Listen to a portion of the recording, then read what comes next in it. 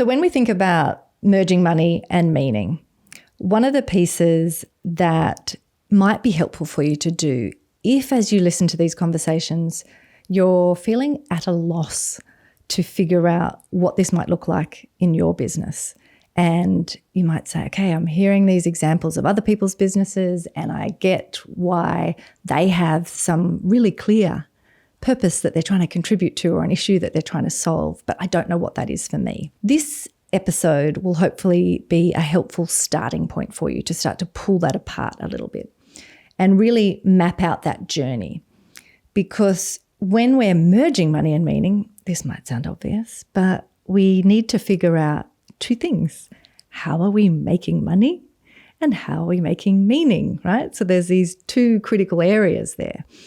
And because you already have an established business and it's already running, you've got your team, it's all happening, my hope is that there's already elements in place around making money. Now we can strengthen and improve those over the time that we go through these explorations together. But I want to spend some time in this episode to really look at the making meaning section and trying to figure out what that actually looks like. There's some questions that you're going to need to ask yourself and be able to answer around what are the things you actually want to contribute to in the world? What do you care about as an organisation? And that piece of insight around what's important to you is a helpful place to start to then bring to your attention things that you otherwise may not have even noticed or thought about that you could be doing differently when it comes to your decision making, how you spend money or treat people inside your core business activities. Over the next few episodes, I'm going to talk you through some frameworks and explain ways that you can do this. But today, what I want you to focus on, if you are the founder of your organisation, then this will be connecting some of your own personal story of setting up the business. If you are not the founder, but an executive or a leader in the business, then I'm wanting you to think about these questions related to when the business was set up.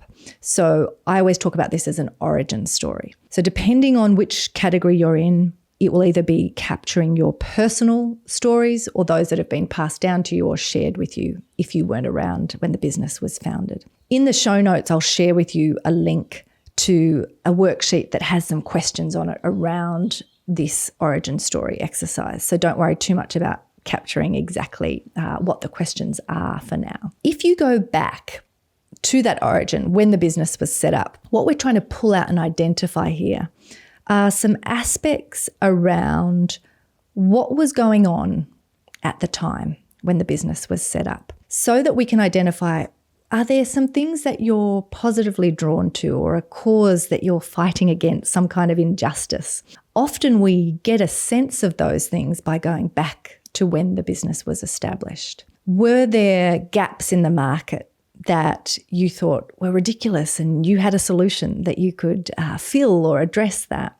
Starting to tell some of those stories, capture some of the contextual elements of what was occurring, what you were responding to or hoping to create, will be the insight that can help you start to think about what it might look like for you to bring more meaning into your business today in the work that you're doing already.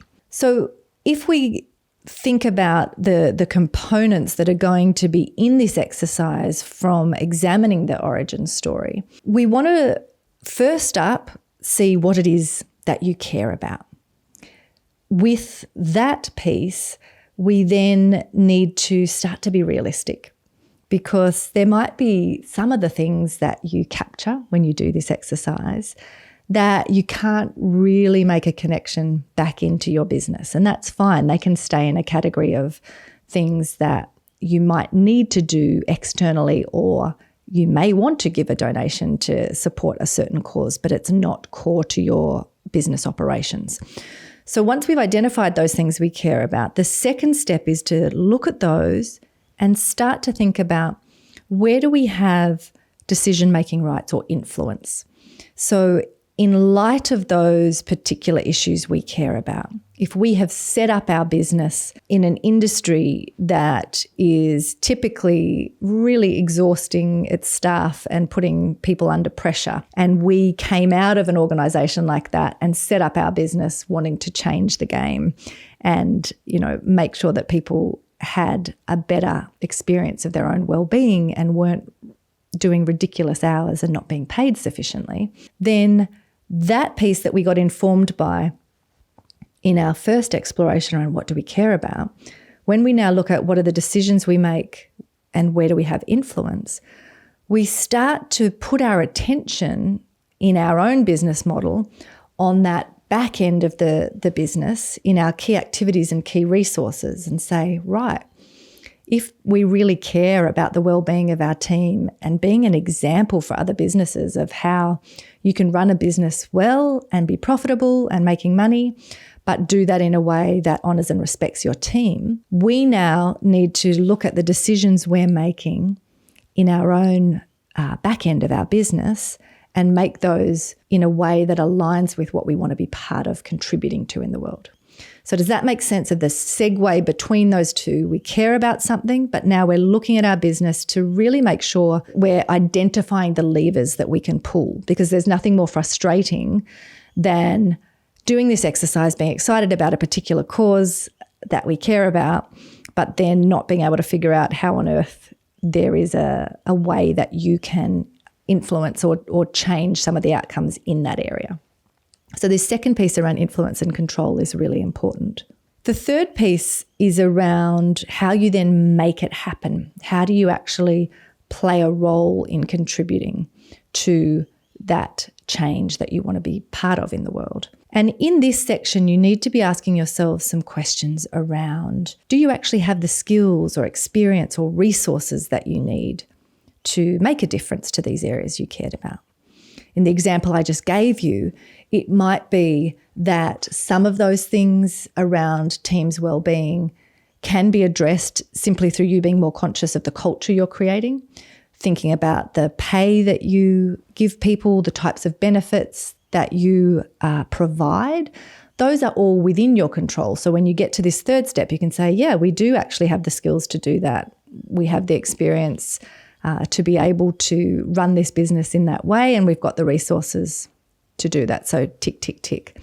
Sometimes there might be things that you identify where you say, that's actually not our skill set. And so part of this third step is to help you figure out where you may need to partner or bring someone else in to help with elements of that. So you might say, there are a whole bunch of things that we can do internally to address the well-being of our staff, but then we are actually going to do a bit of research and find an organisation that provides amazing mental health support or counselling, and we're going to bring them in to do that piece. Because if we bring this back, I always want you to bring it back to your business model. If we bring it back to integrating these ideas into our business model, what we don't want to do is have these pieces and ideas of things we can help with just all being disconnected and trying to do them all ourselves. When I talk to you about a business model canvas, and at the moment with this example, we're looking at that back end, what we want to be aware of is that sometimes we need to be performing key tasks ourselves and other times we need to outsource. We're always looking for the right skill set.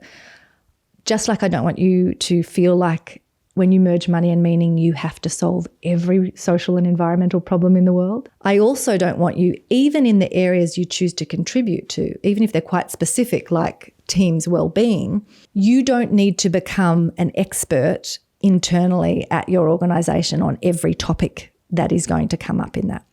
So always do this dance. Comes back to the purpose of business that we talked about last week. Do the dance of figuring out and knowing the value that you bring. What are the skill sets that you have as an organisation? Where do you have influence and control and decision making?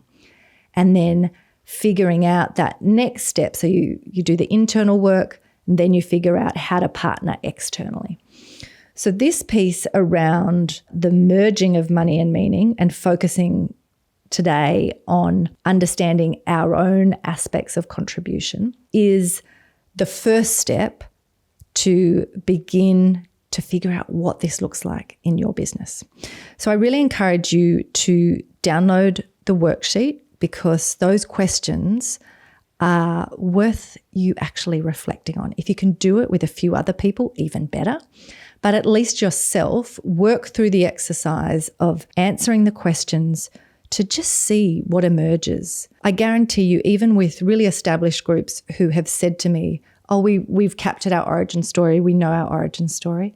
When they go back through the exercise, it's always interesting what little patterns emerge or what stories someone tells or that you remember where you suddenly go, that's the seed of what is now present in our business.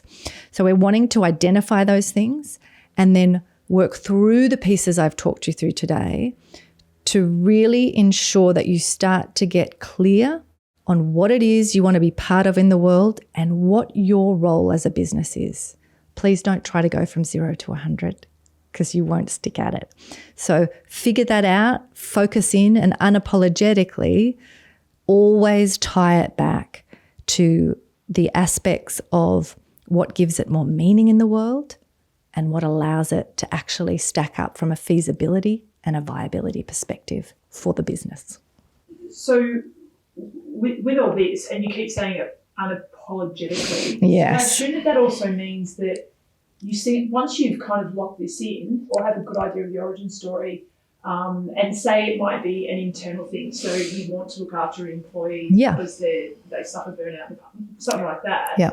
Can you unapologetically then shout that from the rooftops? That is your big point of difference to bring in the right employees or to use it as a sales pitch? So we're going to, over the course of the next few episodes, go through a range of aspects of how that plays out. And this question of the shouting it from the rooftops or how do you use it in your positioning is a really good one. The answer is it's different for each organisation because you need to figure out, if we go back to that purpose of business, right? So when you're clear on the aspects around what is the value that your customers need and want from you, so understanding what's important to them, that is a critical element for you to then use to decide what you share publicly. So that to me would be the shouting it from the rooftops. So if something is going to be part of, say, your marketing that customers are seeing, where you're talking about your business in a certain way,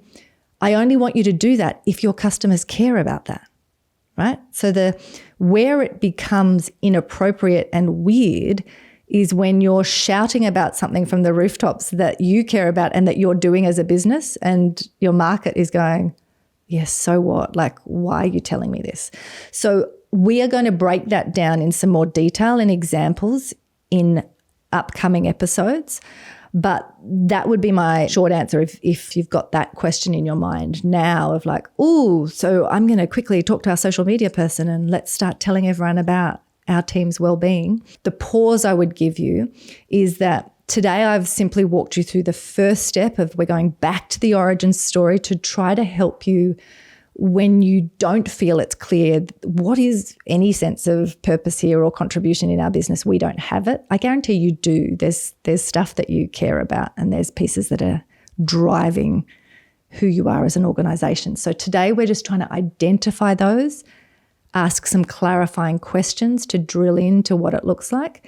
And in future episodes, we're going to dive into some of those aspects around how you know who you share that information with. So hopefully that's helpful. If you have a burning question, though, that's coming up, please do either comment or reach out directly on LinkedIn would be my preference.